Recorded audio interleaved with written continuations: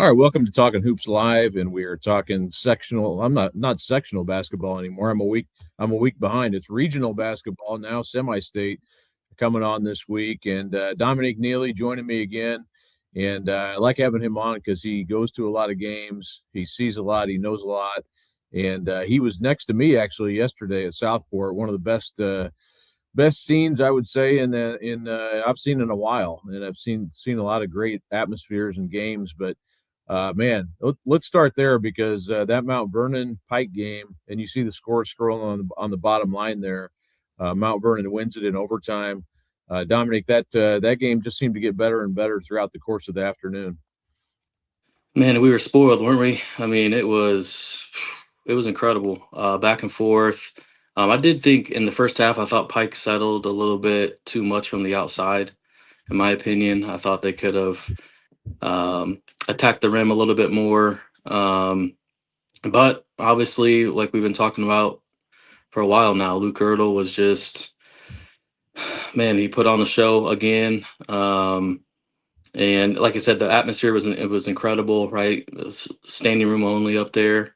Um, One concession stand, I was like, wow, I don't think I'm lucky we had that hospitality room because man, I don't think that line for the concession stands was incredible the whole time. But yeah, what an atmosphere, just a huge game. And like I said, in that second half, especially overtime, and that back and forth where I think Ertl hit a three in the corner to go up two.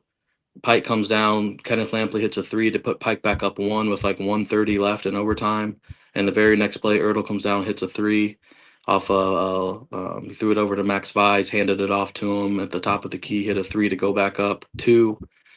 And then they got a stop, and then hit some free throws and things like that. But just, I mean, just back and forth, big time atmosphere, huge game. Every possession mattered. I thought Coach Teague had a good plan for Ertl. Obviously, he had 34 and 11, but I mean, they were all over him. He had scratches all over his back. They at a lot of points in the second half, they just started sending a double team. Right, he's standing at the top of the key, and they just bring another kid over to get it out of his hands. So they did a lot to make it hard for Ertl. It was hard, but he just came through again. Once again. So what a game. Yeah, Mount Vernon, I felt like Max Vice was obviously one of his best games, I think, and probably the best game he's played considering the stakes, everything going on in that game, and they had to have him play well. They needed their number one, number two guys to really perform, and then they needed someone else. And I thought Collins hit that big three when they were down by four, and that cut it down to one. And I thought that was just enough of the other guys, and the other guys played well. They just you're not going to get a ton of scoring in a game like that, but you got plenty from Myrtle, and you got a great game from Max Vice, who I think people can see why. I've been high on him for a while, like his potential. I thought he performed on a huge stage yesterday. Yeah, he was awesome. He had a few buckets over around Hill. I know in the second half he had one where he kind of dribbled to his right, spun back, and had a little quick scoop shot with his left around Hill that was really nice. And a lot of people around me were they were kind of impressed people. He hit some shots as well from the mid range. He blocked some shots at the rim that were really important. Just his length. And yeah, we've been talking about Max for a while. I mean, they said he's going to be a junior all-star and Division I player for sure. Yeah, I thought he played well, and I wanted to ask you too about Pike because, it's social media world. It's everybody's an expert world. A lot of sort of negativity in the moment about how their season ends, and it's easy to say, yeah, they have the most talent. They should win. It's basketball doesn't always work that way, and I thought that was a team I covered them probably more than any team this year. I bet I covered 10 games at least of Pike or saw him 10 times. And I really did think they improved throughout the course of the season. I thought they did not play their best game necessarily yesterday. They probably needed a little bit more shooting. Some shots that just didn't go down. They got a great look though at the end. Kenneth Lampley played really well, and he got an open look at the end and missed it, but he wasn't to blame for sure. He played a great game, I thought. But from the trajectory of where their season went, I thought they were a team that improved throughout the course of the year. They just kind of ran into a guy that didn't let his team lose. And sure, Pike could have won this game. It could have gone either way, but I know it's disappointing the way it ends, and they're definitely a team that could be standing at the end of the season, but they're not. And sometimes that's the way it goes. Yeah, and I thought, like you said, Kenneth Lampley was tremendous, and this one he must have hit. I have the stats somewhere, but probably 4 threes or so, Yeah, 3 or 4 or 5, somewhere in there, four. I thought Landon Lampley in the second half asserted himself more, and you can just see. I know you've talked about him being a future pro, which I agree with. He's just 6'6" or 6'7" with the really long and super athletic, and you can tell he's gotten stronger. He almost brought the roof off when he came down the lane and went off of 1 foot with two hands and missed the dunk, but you can just see his growth and how he's gotten better. Um, I wanted to see more out of Jabari Miller yesterday. I've seen him a lot, and he's been terrific all year in the summer when you've seen him. I thought yesterday was just kind of settled for outside shots a little bit. But yeah, what I'm hoping is, their top four players, Isaiah Hill, Jahari Miller, and the Lampley brothers, they're all underclassmen. So I'm really hoping that everyone comes back and they run it back next year, because this has to leave a little sour taste in their mouth. Obviously, Mount Vernon's really good. Erdel is elite, but everyone coming back. Hopefully, everyone can come back and make that run next year. And that's kind of the major question. And I know, there's doubts about that. There's, I did talk to Jeff Teague about that, and I'm going to write about it. So I'm not going to, and there's no real answers at this point yet on what's going to happen. But he had some interesting things to say, I thought, and I will, have that out Monday morning, hopefully. But I really thought that I did think they're right there. I mean, there's a handful of teams that can win state, I think, and some of them are still playing and some are at home, and that's kind of the way the tournament goes sometimes. But Mount Vernon wins that night 57-54 in overtime. And Luke Erdel, 2 big threes there in the fourth quarter, or in the overtime session. And, he just finds a way to, and one of them was on an out of bounds play, Dominique. And I know that, just to wrap up talking about this game and just touching on Erdel again, but he just kind of finds a way to beat you, when Yep. he gets open on the out of bounds play. And Jeff Teague is yelling at, I forget who was guarding him there, but just kind of you fall asleep for one split second, and it's like that does it. And it's hard to. And then on the next possession, he takes that handoff, and I did not think Pike, and I'm not an expert, but I thought they defended that relatively well, and he still gets it off and hits it. But they just left him open for a couple quick seconds, and that's all it took. Yeah, and I think with Erdel, and I've talked about him a lot, obviously, but obviously he's special. But I think there's three main things. Like number one, someone who's able to uplift his teammates and make everyone around him better. I think that's a huge trait to have, which he has at elite level. Then obviously on the court, his shooting. How much pressure did Pike have on him the whole game? And I think he might have made, I don't know how many turnovers he had, but it was less than, I would say less than three, maybe. But not turning the ball over, making good decisions. Obviously, the shooting, the handle, the strength. He's gotten so much stronger over his high school career. And then I think the last thing I look at is how many big game shots and clutch shots does this guy hit? I mean, obviously last year in the sectional championship, this year at South Bend or against South Bend St. Joe, hit the tie game tying three and first overtime. The 2 big threes against Pike, and all the chips are pushed into the middle of the table, right? Huge crowd, big environment. Pike's got all the talent. It just those three things, man. He makes his teammates better and uplifts everybody on the team. Obviously, his individual stats and skills on the court, and then just the big game. Like the bigger the game, it seems like the bigger, the better he plays, the bigger shots he makes. He's just, yeah. I mean, I was asked earlier in the year before the season on our podcast, if there was one game, who would you take? Like in the last, I think it was like 5 years of kids in the state, who would you take on your team? And I said Luke Erdel, and I said just because of those reasons, his willing his team to win, making his teammates better, big game, big shot. Now, if we're talking about NBA lottery pick, sure, Braylon Mullins, right, the other guy. But if we're talking about winning one game in high school, I'm taking him number one to lead my team to victory. Yeah, I agree. And the one comparison I can make, and I know, everyone makes this comparison, but from a competitive edge and everything else, Braden Smith is so close to me. Like having covered Braden for so long, like their mental makeup, not saying their games are not exactly alike by any means, but they are just they have that edge to them and that little something extra where they can find some, just find something out extra to be motivated by. And Braden was the king of that. And Luke is maybe not quite to that extent with what Braden did, but he definitely has that edge to him. That's maybe he's a little different. Their personalities are a little different, but man, he's got it.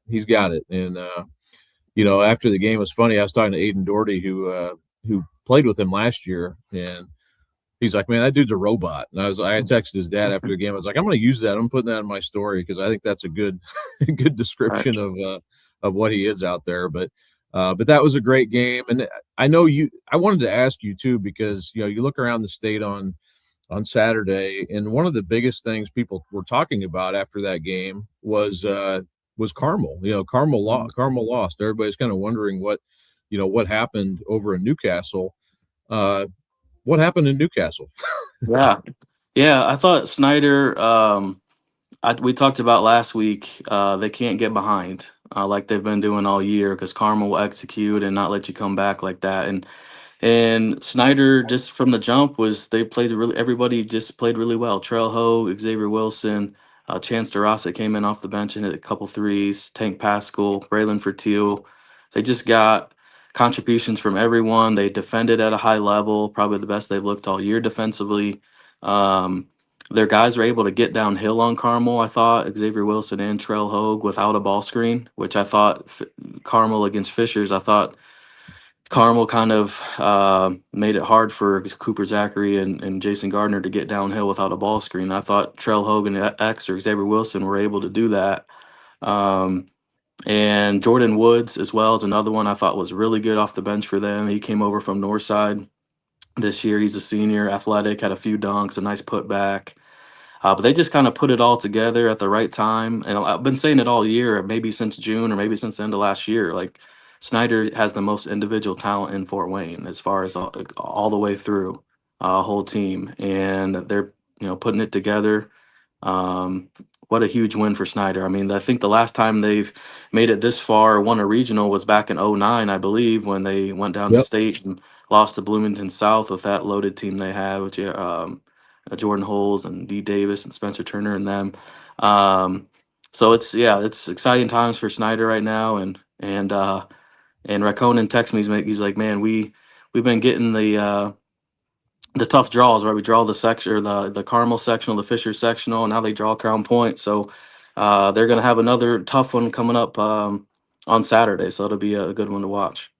The giant killers. So look out Crown Point. But to your point, Jordan Woods had 11 points on 5 for 5 shooting. He had 4 rebounds, a couple steals, and then Xavier Wilson 18 points, 4 assists, 3 rebounds. So they were just very efficient. 6 for 14 from the 3-point line in that Carmel game. And Carmel, you look in Cash Daniels, the not having him, I think, ended up mattering in the long run. They turn it over 14 times, which is a lot for Carmel. They end up shooting 5 for 23 from 3, which is very un-Carmel like. So a lot of the metrics and the statistics didn't go in their favor. And I think as this game went on, and Snyder definitely dominated the fourth quarter. It was 16-9. It ended up in the fourth. But, just kind of following this game the little bit that I could. And then I haven't been able to watch the full game yet. I'm hoping to do that maybe tomorrow. But just it seemed like Snyder just had him off rhythm, which credit to Snyder. And I asked kind of just in conversation talking to Luke Ertl after the game, and he said, I know they beat Snyder pretty handily, but he said, Snyder's legit. They're a good defensive team.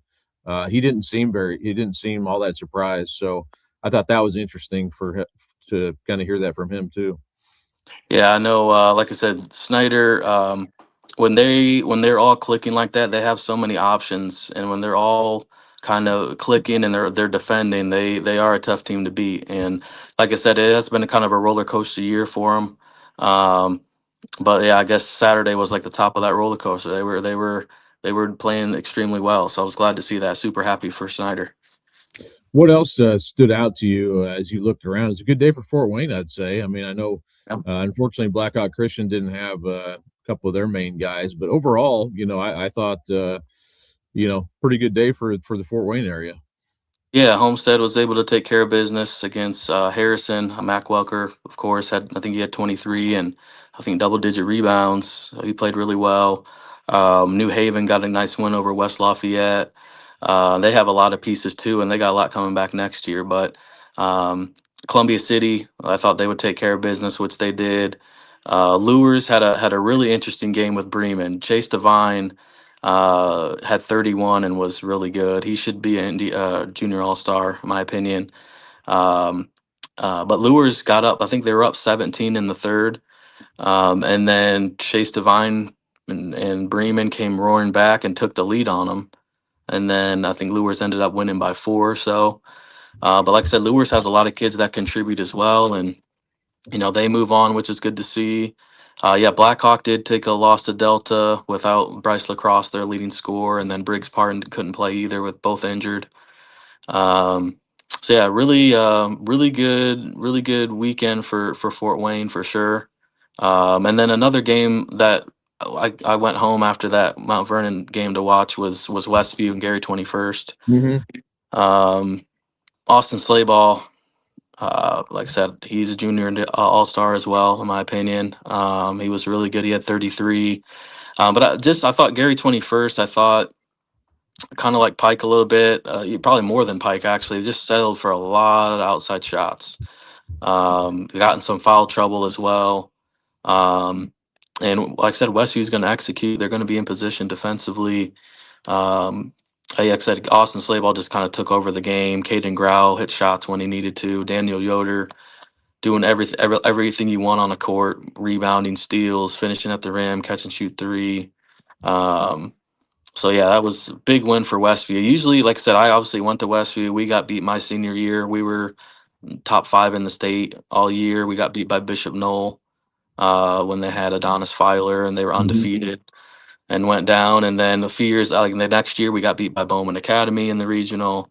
The next one of the other years, we get beat by Gary 21st. So it always seems like one of those region teams always knocks Westview out of the regional, but they moved on this year, so they're going to have a nice semi-state coming up. Oak Hill in there, and Lures and Lapel. Yeah. So that was a really good one as well that I came home and watched on stream. Yeah, Schleybaugh had. I watched the highlights of what he did. 33 points, like you said, and a lot of different. He's going to be fun to watch if people, go to that semi-state on Saturday. And that will be a really that 2A North looks really intriguing. So does the South. I mean, that class. I thought all year has kind of been interesting to see who's going to make it through to the semi-state, and it's going to be a good one. But man, he was tough. He made a lot of different types of shots, and I think if they make it down here to Cambridge, it's going to be fun. No matter who makes it, but if they make it, he'll be fun to watch. Yeah, he's been really good all year. I know he puts in a lot of work, a lot of time, and definitely a special player. Individually, one of the better players that's probably came out of Westview. Um, and then another one that I think is worth talking about for sure. I kind of was watching it on the way back was Northridge and South Bend St. Joe. I thought that Yes, was I was going to I ask you thought that about was that one. yeah, I thought that was a really good game. And Brady Scholl, I mean, in the first half, and like I said, I was obviously driving on the way home, so I wasn't able to just really focus and sit down, but it just seemed like a lot of one-on-one coverage on him, man. He would just catch it, score it, make a quick move, score, jump hook. Um, I haven't watched the second half. Yeah, I think I just watched the first half, but 33, I think he had 33 points, 17 rebounds, 3 blocks. I mean, just he's been doing it all year. Hayden Johnson was good. Gorbel, one of their role Hmm. players, and Freeman Slayball. Both of them, those guys, they kind of remind you a little bit, just in the makeup of their team of Mount Vernon, right? They got two, um, Brady Scholl and Hayden Johnson, and then rest are kind of role players. They just need to hit some shots and play good defense, and they're going to be really tough to beat. Um, and that they were. And then with St. Joe, um, obviously they want to press and get up in you and have a fast paced game, which they kind of did. And I don't think Northridge is really. I mean, Northridge will do that a little bit. They're not trying to hold the ball, obviously, or anything Mhm. like that. But they really want to make sure Hayden Johnson and Brady Scholl are getting their touches and getting their shots. That's how they're going to win. But they obviously the game was in. I think was it in the 70s or maybe what was the score? It was 73-67, Okay, which yeah. stood out to me. Obviously, St. Joe wants to play that up tempo, and they score a ton of points. But the fact that Northridge got to 73, I mean, that's that's impressive. hmm Yeah, so they big time win. I don't think was the stat that Northridge has never won a regional. Is that? I think that's the I think stat. that's right. Yeah, I Yeah, think that's right. But they haven't, they've never won a regional. They hadn't won a sectional. It had been a while. I think 6 years since they'd last won a sectional. But yeah, they'd never won a regional until this year. yeah. So what a win for them. And like I said, that St. Joe team was really good. So that's heck of a win. Big environment. I mean, if you go down, I know you're in Indy, Kyle, but if you go down US 20 on Saturday and Middlebury and then right over to Shipshewana, right down US 20, I mean, not going to be very many people left, and they're both. I mean, they both of those crowds just travel extremely well. So going to be a lot of empty places there on Saturday for sure. What kind of, I know we haven't dived in completely to previewing the semi-state or anything, and probably won't do all of that now for sure. But what kind of chance do you give Northridge in the 4A North there? Because I Mhm. think a lot of people probably now you're looking at it. Well, Crown Point's maybe the favorite there, and there you see the matchups there: Crown Point and Snyder, and Northridge and Homestead. I think this sets up nicely to have Northridge and Crown Point play. You don't want to just diminish, though. 'Cause like I Yeah, said on the draw show, you can't diminish what Homestead and Snyder just got done this weekend. yeah. But it kind of sets up that way. But what kind of chance do you give Northridge? Yeah, I think they got. I mean, obviously, Crown Point, I would say, is the favorite, but I would put Northridge. Like I said, I think that will be the championship game if I'm picking. Obviously, Snyder and Homestead both had really good seasons and good teams, really good teams. But I think Northridge and Crown Point would be a heck of a final. Um, Crown Point, just watching their game against Chesterton, I mean, Dikembe Shaw. I didn't watch the full game, but I'm not sure. I definitely watched the first half and some of the third quarter. I'm not sure he scored at all in those time I was watching. And it's just Kingston Rhodes was incredible, point guard. They have so many guys who can contribute, right? Mason Darrell, and they pressure you all the way up. I mean, they're in you defensively. Clint Swan's got a really good thing going over there. So obviously, Crown Point's the favorite, but I do think Northridge has a chance with Brady Scholl. I mean, Kingston Rhodes is driving it in, laying it up. Mason Darrell's getting to the rim. MJ Wilson's getting to the rim. Bryce Peters. A lot of that stuff is going to be challenged big time by Brady Scholl with the way he can block shots and affect shots. So that would be a really interesting matchup. But I do give Northridge, they definitely have a chance in that semi-state. And then quickly in the 4A South, and I'll let you go. But you just got a chance to see Mount Vernon. You got a chance to. I guess you didn't stay for the Decatur game because you left to go watch Westview. But Yeah. that was. We'll talk about that in a bit here with Trevor Andershock. But you got New Albany. You got the Terre Haute North playing each other. I think that could be a great game. Everyone will expect Mount Vernon to win. Decatur will be the underdog. They seem to really they like the whole underdog thing seems to Mhm. suit them very nicely. But they'll be up against it for sure. But Mount Vernon in that one will be the favorite. But what do you see here? Yeah. Can anybody beat Ertl? I guess is the question. I mean, like I said, when I make my picks tomorrow, I'm gonna pick Ertl for sure. But no, I think Decatur Central with Nash Sigmund and D1, they're Devin Colbert and Zapata. I mean, they got pieces for sure. But yeah, that New Albany Terre Haute North game is going to be really good. I think New Albany. What I would say is, if the amount of effort Ertl has to put in to one game for them. If that's a Mhm. close game and then they come back at night and have to play New Albany. New Albany's might be the fastest paced team I've seen play all year. I mean, they are up and down the court extremely fast and quick. So I don't know, will they run out of energy type of thing? You never know with playing 2 games in one day. But Terre Haute North is extremely good as well. I know Wolfley does a really good job. His son is on there as a good player. Is it Kloffenstein or what was Hmm. the Hmm. kid going Division 1? He can shoot, and they have Wren. I think is it Tyler Wren, Yep. who's a really nice player. They have about 4 or 5 guys in double figures. They share the ball. They shoot it. So yeah, I think it's gonna be a high scoring game in that second one. I think. But yeah, I'm looking forward to that. That's probably the one I'm going to be at actually. Um, so yeah, really looking forward to that. But I would have Mount Vernon as the favorite, but I don't think it'll be easy. Yeah, New Albany, to your point, 75.2 points a game, which in this era is pretty impressive. And that I thought if South Bend St. Joe and New Albany playing the state championship, that would be a track meet. But South Bend St. Joe obviously gets beat. But yeah, New Albany, they may be even a year early, but why not do it now? They're definitely a team that has played well all season, 22-5. They played up here a lot. They played Lawrence North. They played Plainfield. They played Fishers at the Fishers tournament. I watched that game. I've seen them several times this year. I think they're legit. But yeah, that'll be a fun group there. Decatur, nothing to lose, first regional ever. So some good stories there in the 4A South as well. But Dominique, appreciate you. I always keep you longer than I intend to, but you got a lot of good information. So I appreciate you popping on here and doing this, man. Yeah, I appreciate you having me, Kyle. As always, I think as you know, the more we can promote Indiana high school basketball and talk about these things, I think the better. So always happy to jump on. Appreciate it.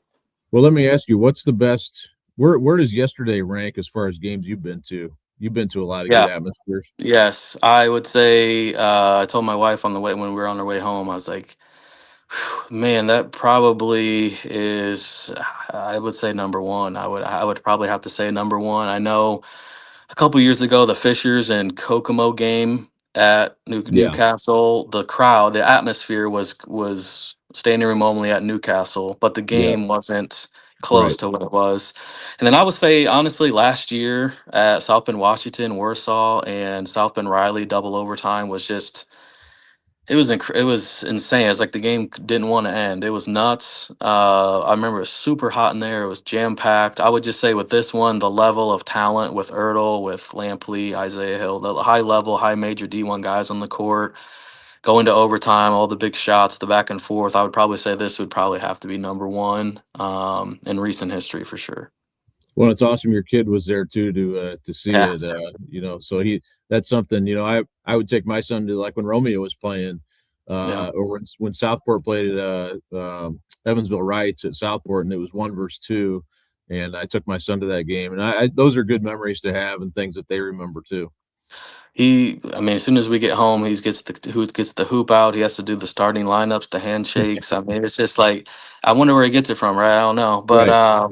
but he takes in every little detail of everything, and he's locked in. He'll be with me again next week. So, Awesome. Well, that's good you're doing that. Well, thanks again. Thanks for coming on here, man. yes, sir, appreciate it. All right, that's Dominic Neely from Portside, Indiana. Appreciate him joining me here again, and we're going to bring in Trevor Andershock now to talk about the games he saw yesterday. What's up, Trevor? What's happening, Kyle? We're talking about the NCAA selection Yeah. show, right? What do you think of SMU getting in? That's a controversial pick, I think. Yeah, the bubble was so weak. I mean, anybody could get in, and then putting Miami into the first four in Dayton. I mean, that hurts when you go undefeated in the regular season, still have to play in the play-in game. Yeah, we got to see Miami come up on the board there. Pete Suter, front and center. So good to see Yep. a former Indiana high school star with that team. But Trevor, I want to first off ask you about. We'll save the Mount Vernon Pike game because you were there sitting next to me. But I wanted to ask the game last night with Cathedral Brebeuf game. You headed down to watch the Irish play Brebeuf, and that looked like a fantastic. It was kind of trying to follow that. And we had Rich Torres down to cover it for us. But Brebeuf comes back in the last fourth quarter there and ties it. And then Keaton Aldridge did his thing there in the last couple seconds. Yeah, it was a really great game. It looked like Cathedral was going to pull away, especially going into halftime. Looked like they had full control, and then Brebeuf just came out on fire in the third quarter. Chase Edmondson hit 3 quick threes. Chase Ford got going. And like you said, they had it tied up, even a chance to take the lead really late in the game. Couldn't convert, and then Cathedral held for the last shot. Keaton Aldridge drives to the hoop, finishes, and that was about it. Brebeuf had a last-second heave after a timeout, but yeah, that Keaton Aldridge play was the game winner. And again, he does so much for Cathedral. He had them on his back, along with Braylon Pippins, also played really well for Cathedral inside. Those two were the main ones for Cathedral. And like I said, just a great second half, high scoring, back and forth, competitive, pretty chippy at points, as you would expect from a Cathedral Brebeuf game. And Cathedral finds a way to win it in the end. Yeah, Brebeuf had lost 25 consecutive games to Cathedral. That's makes it 26, but kind of shows the gap they have closed it down to. And Brebeuf, Trevor, a lot of those guys back next year. So I think in this era, though, I was talking to some other coaches yesterday. It's like, well, you got some good players coming back, and it's kind of like, well, hopefully they will be back. Yeah. That's kind of the nature of things anymore. But to my original point, Brebeuf does have a really good group coming back next year. Yeah, and the way they played and showing that resilience, I think, bodes well for their future as well. Just what Alan Glett is kind of instilling into that program and getting it back on track, where you are fighting for regional championships and trying to get to semi-state. I think that program is heading in the right direction. Like you said, a lot of guys will be back, and we kind of glossed over it a little bit, but Chase Ford was really good for Brebeuf, especially in the second half, getting to the hoop, scoring. Cathedral has really good athletes for the high school level, and he was still able to, blow by them and get to the hoop on a regular consistently there. So, like you said, Brebeuf, something to definitely build on for next year, as long as those guys come back. Yeah, Chase will be one of those guys back next year. His brother Austin will be one of the few seniors they have who will be graduating.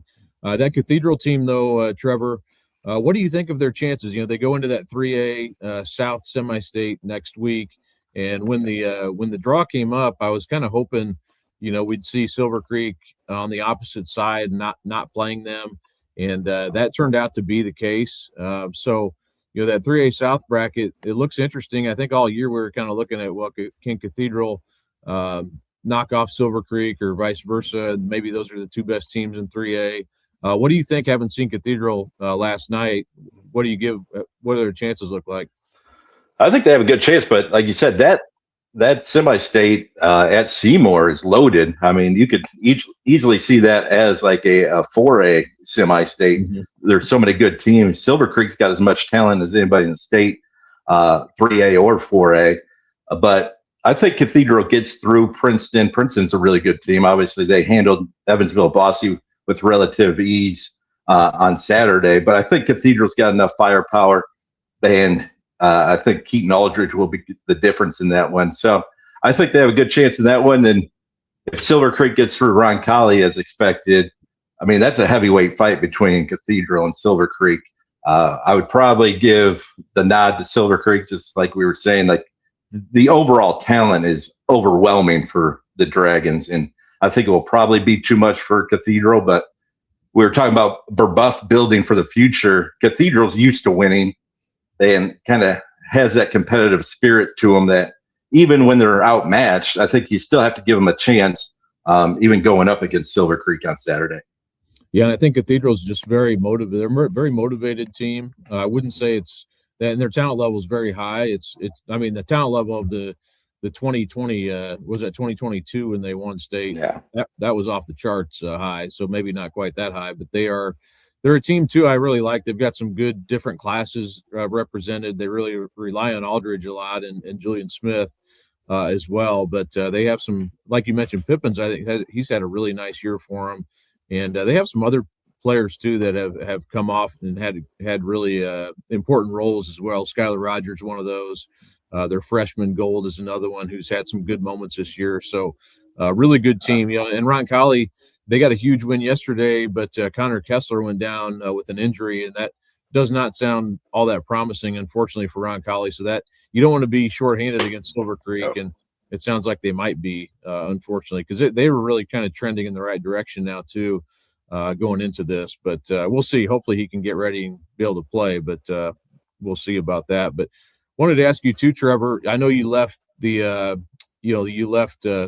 there to go down to Martinsville, but I want to get because you can't talk too much about this Mount Vernon Pike game. You were there for it. I know, we've both covered a lot of great games over the years, but that just felt like a special atmosphere, environment, performance by Luke Ertl and really both teams. But first, I want to ask you about Max Weiss. I talked about him a little bit with Dominique earlier. To me, he was a big key to Mount Vernon being able to win that game, just what he was able to do throughout the night. Yeah, he's one of my favorite 2027 prospects that doesn't really have that high major D1 attention so far. But like you said, just from the tip, he was going right at Isaiah Hill. He was scoring, on those 10 to 15 footers in the paint over Hill. So he showed, no hesitancy to go after those guys, even though he did miss that first matchup with Pike. So he had really never matched up with those guys before. But I thought just his overall play defensively, blocked a bunch of shots. He moves the ball well, good passer. And then throw on top of that, the way he rebounded and scored in the paint for Mount Vernon. I thought that showed a lot, not just for that day, but going forward in the years to come for Max Weiss. I think that was a really encouraging sign for him. And then Pike was dealing with some things too with Isaiah Hill had to come out there, unfortunately hurt his wrist, and apparently that had happened in the sectional. I can't remember which game, but I think it was in the championship game. So that was something he was dealing with, and he missed a couple of possessions there, part of overtime, and those are some key possessions to have him out because he really is an elite shot blocker. I know you've seen Isaiah play a lot. I mean, I know he's kids get criticized for not scoring enough or whatever when you're highly ranked, but man, he's an elite shot blocker, elite on that end of the court. It would have been nice to have him out there when Mount Vernon was going for that last possession down by 2. Yeah, I think he's in the top 2 or 3 nationally as a rim protector, shot blocker in that 2027 class. His timing, obviously his size, his willingness to go after shots. Anybody within 10 feet of the basket basically has to be kind of aware of where Isaiah Hill is at all times, or he'll come and block a shot. We saw a couple of those yesterday, but like you said, the impact on the defensive end, that can be overstated at times, but as a shot blocker, that's where it really comes in handy. So many defensive mistakes can be wiped away by a shot blocker like Isaiah Hill. And as just a junior, you would expect that to even take another step forward next year, and then into his collegiate career. So just a fantastic shot blocker. I haven't seen too many better shot blockers, especially in Indiana, than Isaiah Hill is, even as a sophomore and junior. Yeah, I mean, he's probably Flory blocked a lot of shots, but it seems like Isaiah is even on another level right now. There's been games I covered a game where he had 14 blocked shots. Yeah. Unbelievable. Yeah. So so Pike goes down, and then to ask you about Ertl too, because that performance probably goes down. I mean, I don't know if I can't remember if you were at the Greenfield Central sectional championship game last year, but that was a special one as well. These are kind of on the same. I don't even know how to separate the two of them. That's against Braylon Mullins and that great team that they had, and this one's against another great team. They were just kind of the same to me, and saying they're just the same is not a cop out because they were both phenomenal. But yesterday was about as good as it gets. Yeah, every big shot he stepped up and hit. Him going 5 of 7, I think he was, from 3 was huge. Because obviously he's going to get into those mid-range shots all the time, but him knocking down the threes like he did, I thought that was the difference in the game. And we were talking about the competitive spirit of just like the Cathedral program. Luke Ertl is the embodiment of competitive spirit. Like, he will lay it on the line no matter what it is. A pickup game in June or a regional championship game, and he just goes after it every single time. You were talking about some of his better performance last year against Jeffersonville. I think that was a semi-state game. Yeah. His like first half, 3 quarters was on par with this one, maybe even better. But he kind of just ran out of gas because he was having to do so much for him, against those 3 D1 Jeffersonville players. But then this year to even take it up a notch against that same level of competition and deliver a regional championship for Mount Vernon was a really, really special performance. Yeah, and it is interesting because now, Jeffersonville, they ended up putting Singleton on him, which I thought was smart, and that was towards the end of the game when he was, had played 3.5 quarters already, and Singleton Trey's a great player too, so that was just a battle of wills there. But I thought that was a big difference. But also this factor of the semi-state where you got to win 2 in one day, and Luke doesn't come off the court, so that's something to watch next week because he did tweak his ankle. I don't think it's anything serious, but he did. He tweaked it a little bit under the basket there against Pike yesterday. I don't think that'll be anything to worry about, but it would be worry. It is a long day. It's 2 games. He's going to play every single second. So that's something, especially if you're playing New Albany, that's running up and down, and Decatur does too. So you're going to be getting up and down the court on Saturday. That's something I've thought about for years. Like how many great teams kind of didn't get to the level you would expect just because they relied on 1 or 2 players so much, and then in the postseason. Back in the day, regional, semi-state, and even state had the 2 in one day. How many of those past teams kind of ran out of gas because they had a player maybe like Luke Earl who was carrying the offense so much, and they were so reliant on him, and then kind of just ran out of gas, if you will, in that second game? That's something I've thought about through the years. It'd be something fun to research and see if that actually happened or not. But definitely something to watch. And real quick, at least they get that first game, give you a little bit of a rest. Right. They get the whatever, is that 10 a.m. I think? Yeah, 10 a.m. start. And John Harold has had some data on, it used to be the regional teams playing that first game usually helps a tiny bit too. So maybe that will help Luke Earl be able to play 2 complete games on Saturday. Yeah, I think that does matter. And I remember John Harold posting something about that. So obviously it does to some extent. But that will be a fun one. What else, other than Chesterton losing, what else caught your eye yesterday around the state? Yeah, that was heartbreaking. But got to give Crown Point credit. They're definitely the better team this year. I thought it was interesting that East Chicago Central makes it to semi-state too. They play a couple seniors and Joe Watkins and Jamari Pollard, I believe it is. Pollard. And then a bunch of freshmen.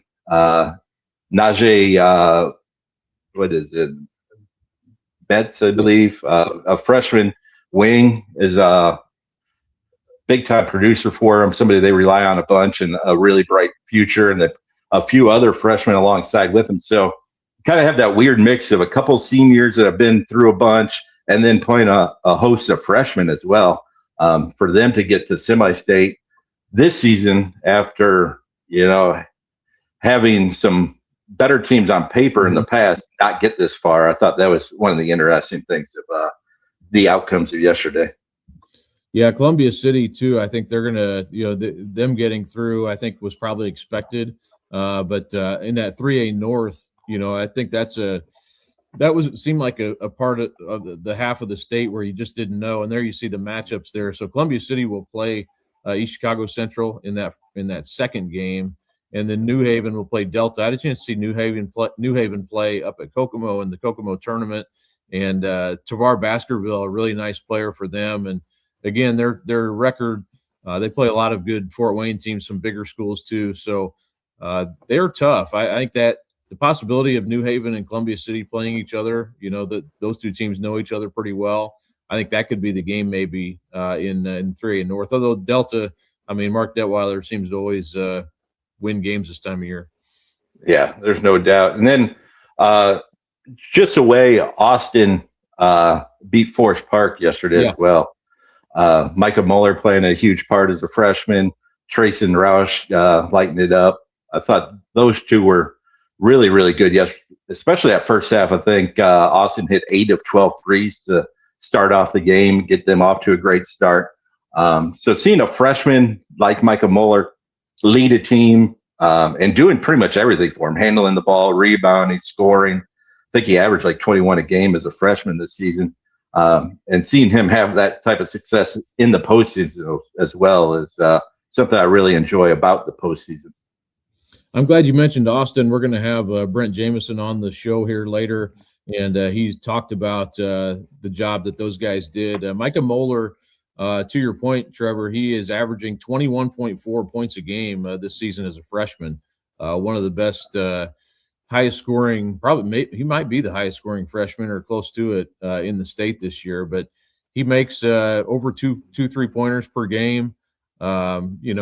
Shoots it at a pretty high efficiency rate, 37% from the 3-point line.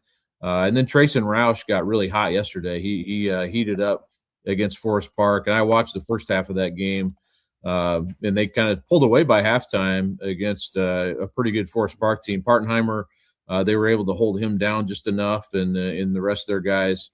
Austin, a good story, and in that again, that southern half of the 2A bracket, Trevor, always is especially tough this year, man. Look at that. Yeah. Linton Stockton beats Paoli. Paoli was undefeated. They're always, Linton, we all know Linton's always good. But man, that first game, Park Heritage and Triton Central is going to be an absolute battle in 2A. And it'll be fun to see. I think Park Heritage winning that game by 20 yesterday kind of shows they are ready and playing their best basketball right now. But we all know Mark James and Triton Central and Eli Segal, I'm sure, will be ready to go, and that's going to be a fantastic first game. Yeah, I didn't see any of the Park Heritage Centerville game, but I thought it was going to be one of the better games of the day, and for Park Heritage to come out and blitz them like that was really surprising, and like you said, shows exactly how they're playing at the right time of the year. Their schedule is obviously incredibly difficult for a 2A school. So they're obviously prepared, and it's paying dividends for them deep into the tournament here.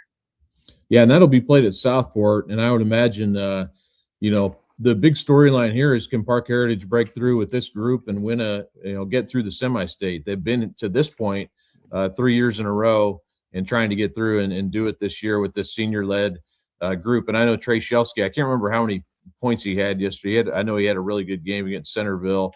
But they win that game by 20, and you think that'll be that should be a great game. But I think the winner of that Austin, I've been watching Austin yesterday. I think they're pretty tough, and I know Linton can score too. They have a really good team as well. So yeah, that's going to be a knockdown drag out in the South 2A. Yeah, and we talked about it a little bit yesterday. Just Austin face starting Camden Partenheimer, and then kind of using, I think it was like a 2-1-1 behind that. That's something I've never seen before, and obviously worked out really well for him. So it'll be interesting to see if they do any different defensive strategies here going forward. I was going to ask you too. I meant to ask you about Crown Point, because is this the year you think in the 4A North? They don't have to deal with Fishers this year, which has knocked them out the last couple of years. But, they still have this Snyder team that upset Carmel, and then the winner of the Northridge Homestead game to get through. But, man, it sure feels like this might be the year for Crown Point to make it down here. Yeah, on paper, everything's worked out well for them. But like you said, these teams have made it to this point for a reason, and you can't overlook even Fort Wayne Snyder, who you think Crown Point would have the advantage over. It sounds like Xavier Wilson's playing at a really high level, and they have the athletes to match up with Crown Point. So I think that will be an interesting game, especially coming off that win over Carmel. You would think Snyder has all the confidence in the world going into that matchup with a really strong, experienced team like Crown Point. In 1A, Trevor, the south half of 1A again, going to be a lot of folks at the Hatchet House in Washington, because neighboring Bar Reeve is making the trip over, and that's not a far trip. And then Bloomfield also close by. So you got both Bloomfield and Bar Reeve playing in the 1A there at the Hatchet House, and there you see the matchups. And I can't imagine Hauser is going to bring a lot of people, and then Liberty Christian always really supports their teams as well. That's a far trip for them to come all the way from Anderson. Which that's why is Anderson coming all the way all the way down to the Hatchet House? I'm not sure why they're. Whatever. That's a good question. Yeah. So, but anyway, it's those four teams are all really good. Bar Reeve, Liberty Christian, and Bloomfield and Hauser. That will be a lot of fun on Saturday at the Hatchet House. Yeah, I'm really interested to see that Bloomfield Hauser matchup because Blake Neal is probably the best player left in the 1A tournament, and anytime you have a player like that, I think it gives you a chance. But Hauser's been so good.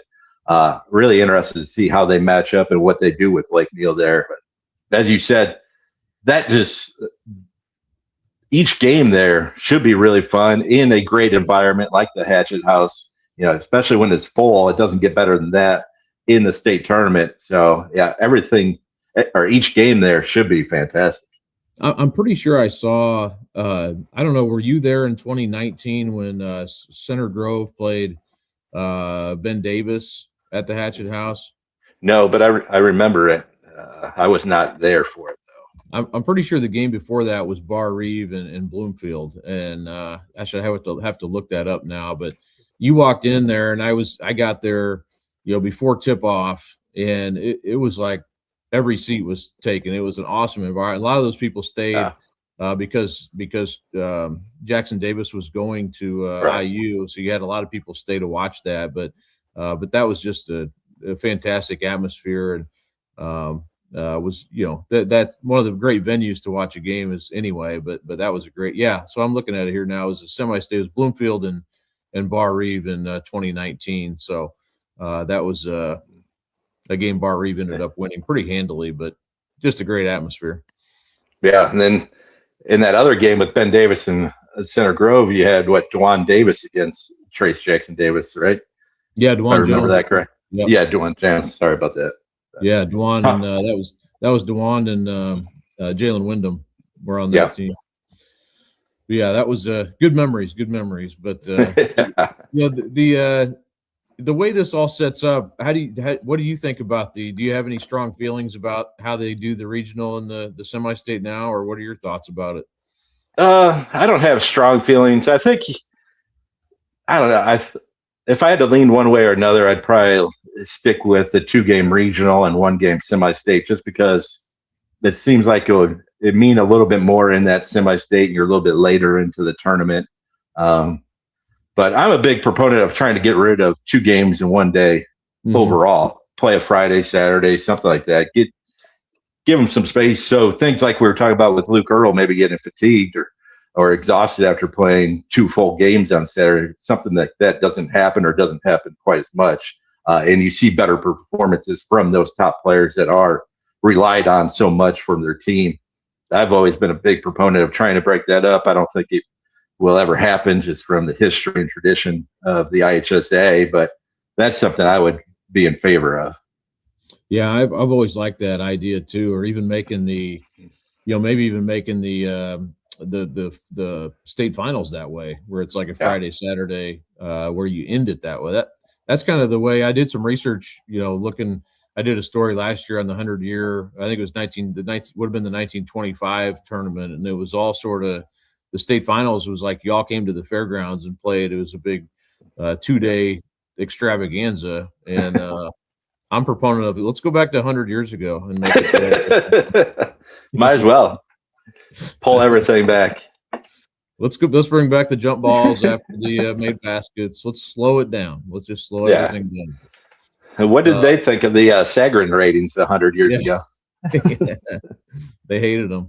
That was also the first year they had the radio broadcast. So that it was fun it was actually kind of fun to research that, because you could see how everything became so popular at that, because these radio stations would get the games to these towns, and then that would kind of create a buzz. And it's kind of fun to learn why Indiana became kind of this basketball mecca, but it was largely because of the high schools, obviously. So, but yeah. So I Any other big takeaways you had, Trevor, from yesterday, or anything you're really looking forward to in the semi-state? No, I think we were talking kind of heading into it, just the different style matchups that ended up prevailing, like a Northridge against St. Joe, with Brady Scholl playing so well and kind of pushing them, and the Westview Gary 21st Century matchup where you have one team that will play a little bit slower and one team that really wants a track meet. Just seeing those type of results, I thought were the most interesting thing. And then obviously Snyder beating Carmel really popped out. But it shapes up to be kind of a wide open field, especially in 4A, with how things have broken here, with Carmel first beating Fishers and then Snyder beating Carmel and so forth. So it should be a fun couple of weeks here, especially at that 4A level. I was going to ask you too, New Albany, Noah Washington's a guy that you've seen play a lot. I mean, what if people see him for the first time on Saturday, what can they expect? Yeah, I mean, a good sized guard that shoots it well and is a really good athlete. So as a sophomore in high school, you can't ask for much more than that. And he's been really consistent since he started his high school career at New Albany. Him kind of leading the way as a sophomore, being a leader, being kind of experienced guy for him. I think it says a lot about his game, and he keeps taking steps forward, especially in his kind of shot creation aspect, where he's creating his own shot a lot more this season than he did as a freshman. He can put it on the floor, and then obviously using his athleticism to, rise up, especially on pull-ups, to get shots over defenders. I think it's something that really stands out about his game. A lot of the high major schools are recruiting him. Obviously, recruiting is a little bit different, where freshmen and sophomores really don't get that much attention anymore. Like, 10, 15 years ago, they'd be piling up offers, taking visits everywhere. But he's on that type of level where if this was 10 or 15 years ago, he would have a bunch of offers from Indiana, Purdue, all those, Ohio States and everything. But it's just a different game right now, and those will come probably starting this summer for Noah Washington. This is a topic for another day, but sometimes I'm like, because people are like, well, there's not as much talent or whatever, and I'm like, man, it's just I mean, some classes maybe that's true, but there's also, it's just like these offers don't go out like they used to, so it's hard to judge based on like who used to get offers compared to now, because it's just not it's just apples and oranges basically these days. Yeah, totally different. Like, it used to be where, those coaches from Indiana or Purdue would want at least like a list of incoming freshmen into high school. Now that's like bringing up like a middle school kid to them back in the day, where they don't want to hear about it. They have plenty of time to recruit them. Their focus is on the transfer portal and then basically rising seniors and trying to nail down that incoming class. But yeah, it's just so different. Totally changed the game. It's kind of like we were talking about going back 100 years. It's kind of going back, 40, 50 years in the recruiting landscape, where everything basically happens in your junior and senior year now. Exactly. So, Trevor, you know where you're going to be next Saturday? I don't. I'm kind of up in the air. Was thinking about maybe Seymour, go see Silver Creek and Cathedral again.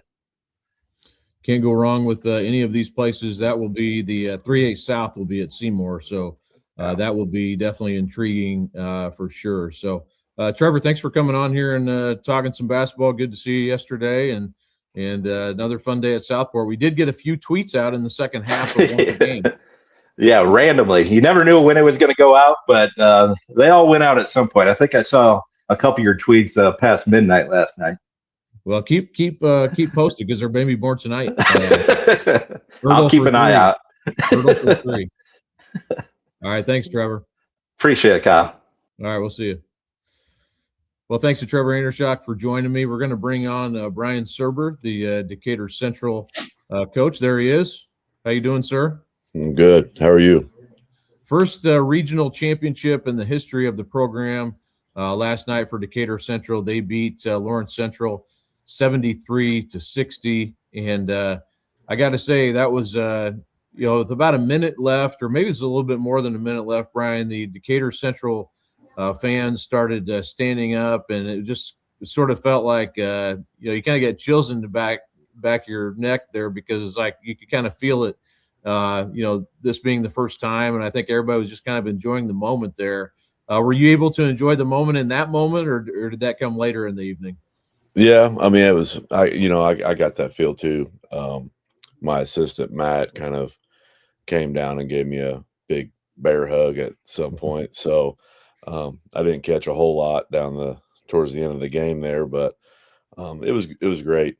I mean, we had I mean, walking in there for that first game, and I think it was kind of especially to our kids, that they got to the window of the doors and was just like, holy cow, like, look at this place. So it wasn't quite what it was for that first game, but I was proud of our community. I thought we had a really good showing. Yeah, it was still a great crowd. It felt like a lot of people stayed and watched, and obviously a lot of your people and LC's people were there too. Just on the game, first of all, Brian, you guys got out to a great start with Devin Colbert. I thought kind of set the tone with some of his play early on. He was really aggressive, attacking, and then he got in really deep foul trouble quickly in the third quarter. He got 4 fouls in the third, and you had to take him out for a while there, but I thought it allowed you to settle in a little bit, and you brought it up last night. But man, the game Michael Norton had, and I went back and watched a little bit too. He was a huge difference, and he only had 10 points, but I think he ended up with like 8 block shots maybe, and 6 rebounds or something in that neighborhood. But I thought he was a huge key to what you guys were able to accomplish last night. Yeah, that's what he. Pretty much practice right after Marion County. He tweaked his ankle in practice and put him out for a couple of weeks. So he's just kind of been trying to get back from that ankle injury. But yeah, he was huge. Like we were concerned going into it, with the way they can put pressure on the rim, and him especially early in the first half. He was amazing. Like he set the tone really for the entire game. But yeah, he did. He ended up finishing with 8 block shots last night, and I think 6 or 7 rebounds. So just outstanding. I mean, just to be able to have him. LC, right before halftime, they kind of put a lineup on the floor that gave us some fits, gave us some mismatches that kind of pulled Michael away from the rim. So towards right before halftime, they kind of went on a little bit of a run because he kind of got pulled away from that. So we made some adjustments. Anytime they went back to that lineup, we just went Syracuse, our 2-3 zone, just to be able to keep him by the basket. But yeah, Devin, I mean, what you said earlier, I think I told you this last night too. I thought,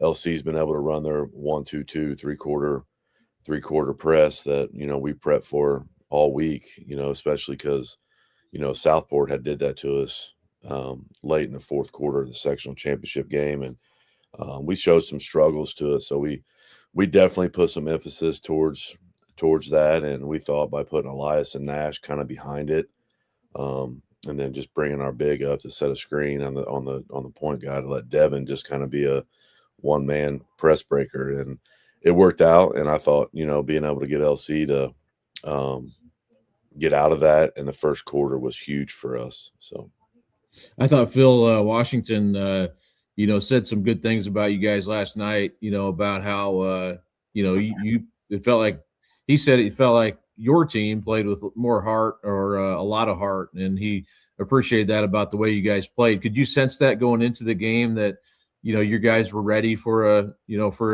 big environment like this and a big game performance? Yeah, I think obviously anytime you go from playing three games in a week in the sectional, and then bam, you have an entire week of a long season already. So I think the kids are tired of practicing. I mean, they're happy to be practicing, but I think so it's hard to kind of get a read during the week. But these guys that we have, they're gym rats. They love basketball. They work extremely hard at basketball. whether they're with us or with their dads in a gym somewhere or with a trainer or whatnot. So I knew we would show up. Wasn't real sure if it would be enough, but I knew we would show up and we would compete because, these guys are hungry and they, it's great to see them get rewarded for how hard that they've worked in their life, not just like in the last year or whatever, but I mean, these guys have been gym rats since they were 5 years old. So it's kind of nice to see them get rewarded for all that. Well, I'm sure you were watching the draw or found out your draw today for the semi-state, and you didn't get the best draw. There's probably not a good one in there, but at least you know who you're going up against because you saw him. You were in the gym with him yesterday, at least in Mount Vernon, and early thoughts on what you're going to see from that Mount Vernon team on Saturday. Yeah, so haven't really, I've spent most of the day today, requesting film, and Mount Vernon is not somebody that we see through the year, outside of a game here or there from a scouting standpoint. So obviously they've got probably the best player in the state of Indiana, and he's really good, and he put on a show yesterday that we all got to see live. So yeah, I haven't dove into it too much yet. But we're excited. And like you said, I'm not sure, when you make it to the final 8, I'm not sure there's a good draw. So at the end of the day, we just got to keep riding this out and keep trying to play good basketball. And, our coaches are going to work hard to put our kids in the best position to be successful, and they're going to execute what we want. And, if it's not enough, it's not enough, but we'll be ready. We'll be ready. Well, I was going to ask you about this last night, and we kind of, it's funny. I was talking to you. I didn't realize you hadn't cut the net down yet. I was like, I need to go do something. Like, oh yeah, you need to go. You better go do that because that's important. So, sorry, I was keeping you from doing that, but your journey to get here is pretty cool because you're a Decatur Central alum. Explain how you got started too, because you almost right away you were an assistant. Right out of high school. How did that happen? Yeah, so I graduated in '99 and went to Marion to play baseball, and that didn't really kind of work out. But Doug Seagrave was our assistant basketball coach when I was playing, and transitioned into athletic director, and they had switched coaches after my senior year and brought Brad Dickinson in to coach, and Seagrave was just like, sir, you need to get into this, man. I think you would be, I think you would love this. And so I guess got on as a volunteer assistant, going to Marion, showing up and helping or whatnot, but and loved it. And then Coach Obe, Oberly, is a lifelong friend of my family's that we've known forever. He ended up getting the job back from, he had his first stint in the early 90s, and I just kind of kept going. So I helped with the freshmen, and then Coach Oberly wanted me to go down, so I went down and coached 8th grade basketball for a few years, and then ended up coming up and coaching JV basketball for a few years, and then Coach Glenser, that's at Indian Creek, when he left to go to Edinburgh at the time, I got moved up to the varsity assistant. And what's that, 4? Been an assistant for 4 or 5 head coaches, Coach Obe, Dickinson, Pareda, and then Ashworth. And so I wasn't a teacher. I had applied for the job a couple of times and didn't get it, and that's okay because timing wasn't right. My kids were young, and I got to coach my son in football and baseball and basketball, and I think when JD Dixon gave me the opportunity. And I'm passionate about it. I mean, just looking back, it's like, I've given my entire adult life to Decatur Central basketball. And, I wanted to, do things that haven't been done here before. And, so I was, I feel like if there's any credit for me, I got the job and I wanted to build a great staff with people that love Decatur Central and love Decatur Central basketball. So, I brought back some ex-players. Our Hall of Fame old girls basketball coach, Jill Meerman, has been our 8th grade coach for years and does a phenomenal job. And, I think, I told our boys before the game last night, I believe I have the best coaching staff in the state of Indiana, top to bottom, just people that love basketball and work really hard and coach our kids hard. Sometimes it gets hard because, they hold them accountable. And, but this group's, they've bought in and, they want it. And, so that's kind of where we're at. It's been a long journey. It's crazy. I'm 45 years old, but I feel like I've been doing this forever. And thinking, like looking at some of these, like Coach James and some guys that have really been doing it a long time. And I'm thinking, man, I'm only 45 years old, but I feel like I've been here forever. So, couldn't imagine coaching anywhere else. It's just, I understand Decatur, I understand our kids. We got a good thing going. So, and an added bonus to this is your son is a senior, and that's a pretty cool thing too. To have this happen his senior year. Yeah, and he loves basketball, and just like we went into last year, and obviously they went and won a state championship in football.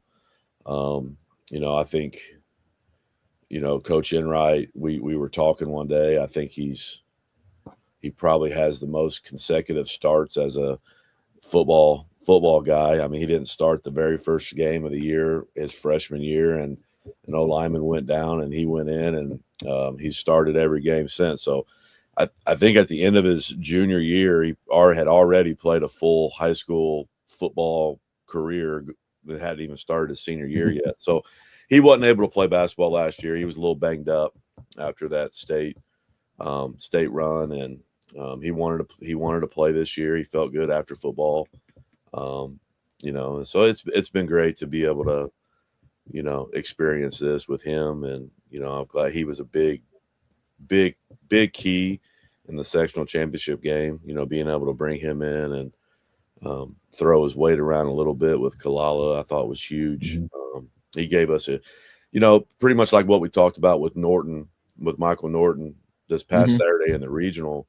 Alec kind of gave us that same lift in the sectional championship game with some energy, and Michael was able to do that for us last night. So, it's been good. It's been fun to be able to have him with us while we're doing this. So pretty cool. Yeah, and it was good to see you had a lot of student support there last night as well. Some of the football guys were there supporting him and your team. So good to see that crossover from sport to sport also. Yeah, and those kids those are my guys, man. I was able to coach them in football since they were first graders, and it's a tight knit group. And this 26 class is a special class that's come through Decatur, and really all sports. So the success that this class had in the their football career, and then transition over to basketball, and having a little bit of success now, and it's been fun. What is this, just kind of wrapping up here, what does this week look like for you guys? Do you get to go over and practice at Newcastle? Yeah, so obviously, again, new territory for the Hawks. So kind of I know we go for our coaches meeting to Newcastle, I think Tuesday is what our athletic director said. So I think we find out then when we're going to get to practice. So we have some logistic stuff that we need to get figured out, and then just kind of go from there, kind of base it around what we find out on Tuesday. So we'll probably have a light practice tomorrow, just probably watch film and get some shots up. Can never get enough shots up in March. So kind of go light and then go from there and see what happens. You guys are definitely a team that likes to get up and down. I was going to say you're up by 5, and D1 comes down, and no hesitation, elbow jumper just knocks it down. You're up by 7. I was like, man, that was. Don't think about it, just take it. Man, there were so many moments last night where LC made a run, and I think 90% of high school coaches would probably think, what in the world are we doing with some of the shots that we took? But we were able to hit some to kind of stop their runs a little bit. I know Elias took a quick one in the corner. Kel took a couple heat checks there in the third, I think, or fourth. And, Devin pulls up and hits that. But like I told my coaches, if he would have kicked it to Elias in the corner, he would have shot that. Yeah. He would have shot that too. So, I have my assistants give me a hard time because I'm not the coach that I don't like telling our kids not to shoot. There's nothing worse than, an unconfident shooter. So, but we obviously talk about good shots and bad shots and those kind of things. So, but that's kind of our strength is, we have multiple guys that can do multiple things. So, keep it rolling, hopefully.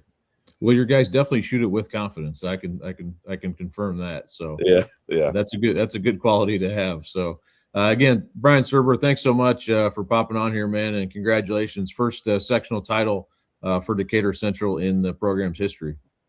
Yep. So fun. So thanks for having me, Kyle. You bet. We'll talk to you soon. Yep. Thank you.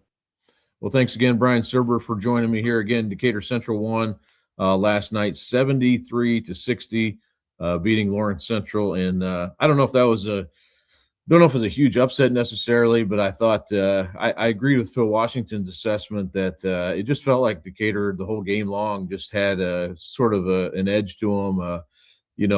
It's hard to say they wanted it. I know the LC kids wanted it more also, or they wanted it equally as much, but it felt like Decatur just played with a lot of confidence from the get-go. And I thought they did a nice job of just playing their game throughout the night. Again, 73-60. They move on now. They play Mount Vernon. That'll be a huge challenge, and they will be the underdog, no doubt about it, in the first game at Newcastle. The second game there, of course, New Albany and Terre Haute North. But I also have an interview here with talked to Brent Jameson from Austin. And if you saw the story last week, I wrote about Austin a little bit, and I wanted to talk to those guys. So let's do that now.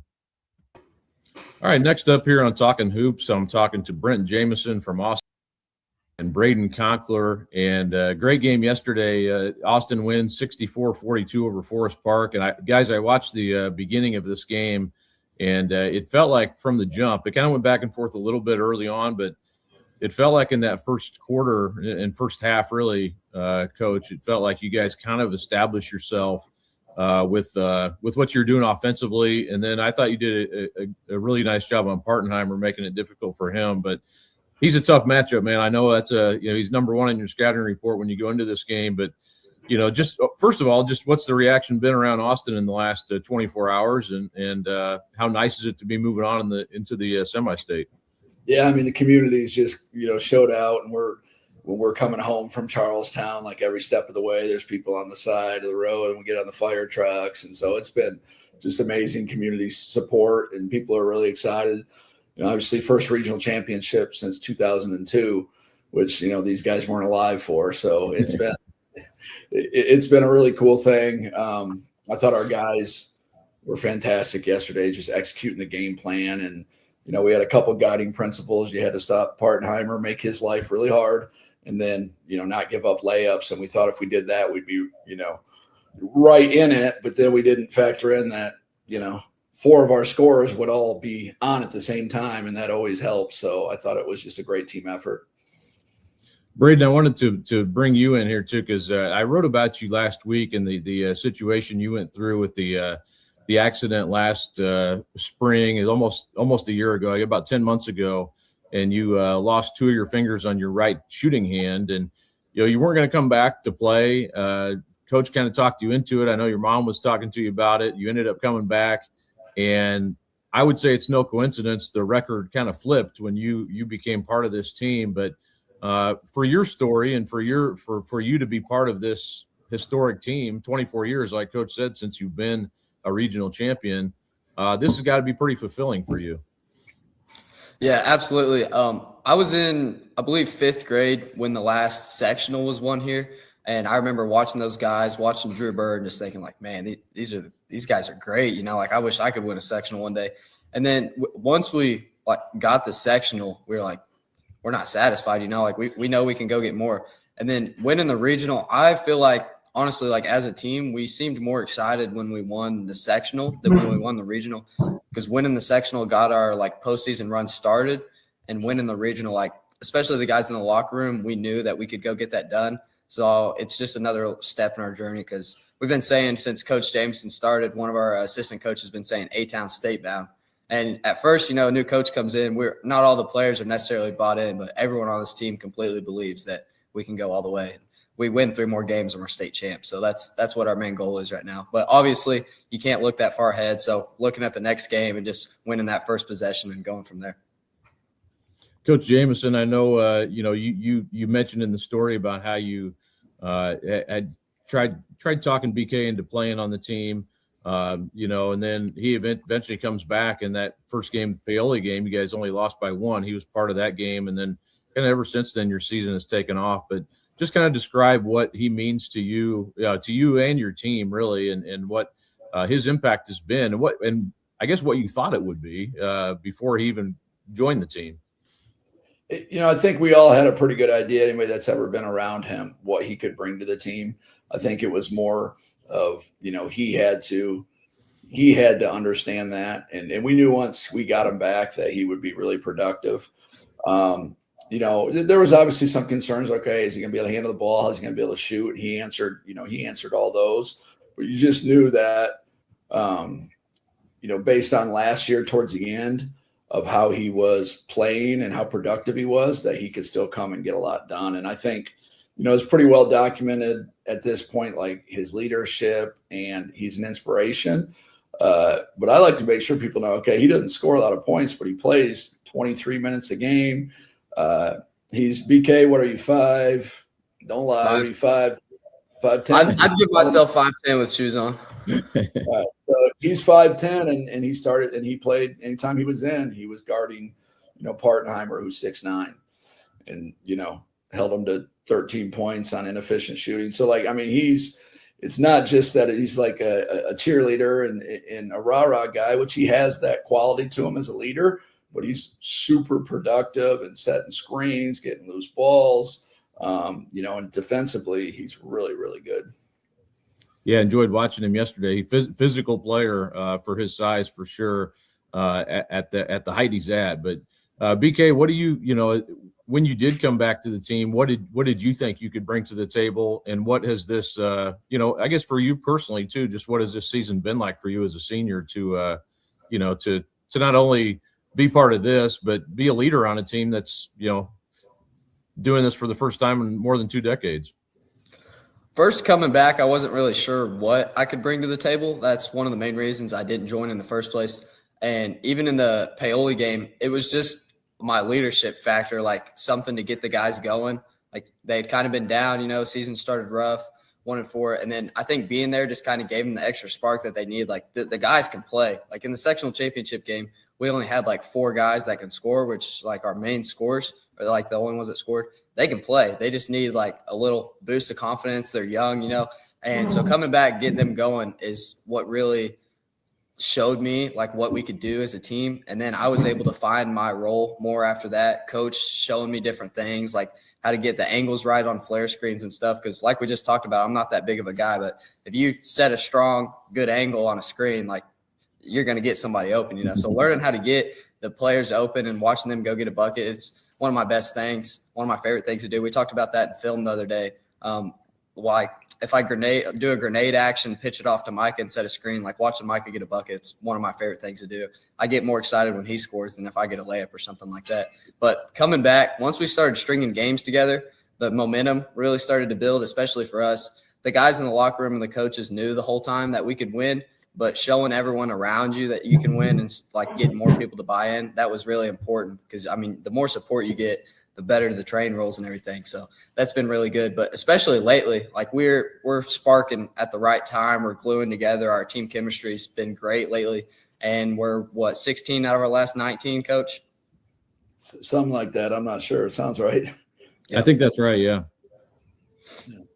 And you guys, so you also in your semi-state, and we'll see what happens with as we record this, the draw hasn't happened yet. But Linton Stockton, you got Triton Central, you got Park Heritage, all those teams, very very good teams. So you can worry about that when the draw comes out on your scouting report. But I wanted you to ask you, Coach, about your team a little bit, because watching you yesterday, a lot of firepower on this team. You have a young freshman who, people should probably know about if they don't already. But you do. I mean, we talked the other day for BK's story about, you got a lot of guys who can score, and having a player like BK to get those guys open is important. But who are those guys you rely on? And from an offensive standpoint, what do you guys try to do to get those points up? Yeah, I mean, I think when you talk about our role guys with Braden Conkler, then we have another guy who's like the 6'1" version of Braden, Tyler Collins, and they're, just guys that don't score a ton, but just star in their roles. And then we have some, young guys that'll kind of we have a really good freshman class that, give spot minutes off the bench. And then, Orlando Neese is a senior that, again, has had big moments for us throughout the season. And then those freshmen, Hayden Hurt and Colton Wells and Callum Boswell, all, they're three freshmen that have played in big moments this year. So, those role guys, I think, just are really take pride in that. And then we have a big fellow, 6'4", but you couldn't tell him he was only 6'4" yesterday. I mean, he was going, right at Forest Park's big guy. And he's big, he's strong, he's got like feathery touch. He can really score in the post, and he can step out and hit the three. So I think he's one of the tougher inside-out matchups, in 2A. And then Braxton Barger is just, we recently dubbed him the assassin. He is just a great shooter. He's fearless, and no moment's too big for him. He's a junior. And then we have a sophomore, Trayson Roush, which, speaking of no moments too big, like he was 23 last night or yesterday. Last year in the first round of the sectional, as a freshman, he had 39 points and set the freshman scoring record. I mean, he can just score, and he's really turned into a point guard who all he cares about is winning, and he sacrificed a lot. And then Micah Moeller, our freshman, I was telling you, he came in 8th grade. Prep Hoops had him as the 7th-ranked player in the country. And then he got hurt going for his summer, for his AAU summer. So, people tailed off a little bit just because he wasn't out there. But I think if you talk to anybody that's knowledgeable in basketball circles in the state, they'll say, I mean, he's the best freshman in the state and one of the top freshmen in the country. And I think he's the best kept secret, because we're in a smaller market. I think this run will be good for him personally too. Well, people will see what he can do, but in our sectional championship game, he had 32 points. He can really score, and he's, against Silver Creek, he had 22. He's averaging 22 on the year and shooting, and he's efficient. He's shooting over 50% from the field, close to 40 from the three. And he can pass. He's 6'4", 205. The only people we haven't kept him a secret from is Purdue. Purdue is actually recruiting him, and they've been, the assistant coach, Paul Lusk, has been at practice, but I think he's probably just a notch away from kind of blowing up. Yeah, and you mentioned Roush too, and I like I said, I watched the first part of that game, and he was you could tell he was locked in from tip-off. He was off to a great start in that game. Yeah, when he gets in that mode, I mean, I think it's just he can really, really score. And again, we got guys where it's just the moments, like the bigger the stage, you can just tell with Trace and with Braxton, Micah, like the bigger the stage, and Carter's in that category now too. They love it. BK, I heard from a lot of people, after, either commenting on, social media or even sending emails about you. And, pretty cool, that you have this effect on people. And I wanted to give you a chance to talk here too, just because you're easy to talk to, and that's a great quality that you have. But is that something you kind of take pride in? I mean, you went through something that's pretty traumatic, especially for a teenager. But it feels like your story can kind of impact others too, and not only the people in your community, but even younger kids and people who aren't, maybe who just know your story and find some inspiration and overcoming some adversity. Is that something you kind of take pride in? Yeah, it's definitely something I take pride in. I feel like with a situation as hard as something I went through, like you can either let it like change your life forever, or you can, let it bother you for a little bit, because obviously it's going to, but then you can learn from that and help teach other people that they can go through hard stuff. And I feel like that's something I've done really well, especially lately. And I've always been pretty good at talking. The interviews lately, I've been very blessed this week. We got to do the interview with you earlier on in the week, did an interview with WDRB after the game yesterday. I was able to get on the IHSAA TV, do an interview with them, and then this podcast again today. So getting my story out there and sharing and just showing people like that a kid can go through so much and then bounce back in such a short span of time. It's been really cool. I've had multiple people reach out. My grandpa texted me this morning. He's like, "Hey, we missed you at church this morning." He's like, multiple people asking about you. Some guy wanted your autograph. So, I mean, it's cool jokes like that keep it running, And then after the game yesterday, all kinds of little kids wanting to take pictures and stuff. And then, like, we go out to eat in the small town, and there's little kids coming up to the table, like shaking my hand, all this stuff. So it's been really cool. But I try to I don't want myself to be, like, in all the spotlight, especially with the team, because I've definitely helped the team, but it's not just a one-person effort. I mean, I think we have the best coaches in the state, the way they prepare us, everything, and the guys, the way we've glued together recently. I think we just have all around a great team, and I couldn't be happier to be a part of it. Well, that's well stated, and I love that. That's why I love covering high school sports as long as I have, is stories like yours, and being able to try to share those stories too is, I think, is important. But you're the one who's doing it, and it's awesome. So congrats to you, and I'm glad you came back to the team. And Coach, that's really is what the point of high school sports is, and is stories like BK's. Yeah, I don't get on social media much or post anything, but the only thing I posted this postseason run was his story, and it's like, hey, this is what it's all about. Awesome. Well, I didn't mean to keep you guys too long here, but definitely wanted to get you on, and good luck. And we'll find out. As this comes out, we'll know what your pairings are, but. That's a pretty difficult road. There's some good teams in that semi-state, guys. There sure is. I'm looking at all three of them this morning, like, oh boy, like this is going to be a handful, a lot of really good teams.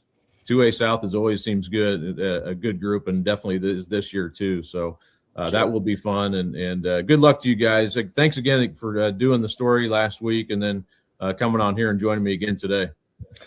Thanks for having us on, Kyle. I really appreciate it. Yep. Thanks, Kyle. Appreciate you. You bet. We'll talk to you. All right. See you, Kyle.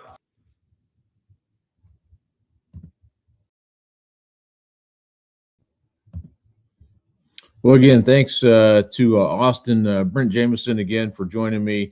And BK, cool story, IndyStar.com. You can check out that full story, talking to BK and his family and Coach Jameson about that, and cool deal, because he wasn't planning on coming back to the team until later, a few games into the season, really, and he's been a huge part of this team throughout the rest of the year. And Austin going on and playing now in the 2A semi-state this week, and they will play Linton Stockton again. That game will be at Southport, Park Heritage, and Triton Central in the other half of that bracket at Southport. And cool, they're using Muncie Fieldhouse again. That will be we didn't talk about LaPel. We will later this week. LaPel plays Westview. We talked about it a little bit, I guess, earlier in the show. And then Oak Hill and Fort Wayne Lures, both those games at Muncie Central and 2A North. So the North, the 2A class, man, that's and there you see the brackets on those. But the 2A North equally is tough, I think, too. Oak Hill's been really good all season. And Westview, we talked about earlier. LaPel has been coming on, playing great here in the late going of the season, and just a lot of winning pedigree in that bracket. So, and then the 2A South, you see there again, what that looks like. So all those brackets really good. But we ran through 4A quite heavily. We'll get into. I was going to do a preview, looking ahead to next week also. To the ahead of time, kind of previewing. I got a couple interviews lined up for that as well. So we'll dig in a little bit more. Probably we've been running those either Thursday, possibly earlier, but most likely have that out Thursday, previewing the semi-state, and might break that up a little bit more, even depending on how many interviews I do. But again, it's been a long weekend, a lot of great games, a lot of great fun. Saw a lot of friends at Southport on Saturday. Some people I haven't seen in a long time, and some I do see regularly. But it was a lot of fun to be out there and be in that environment.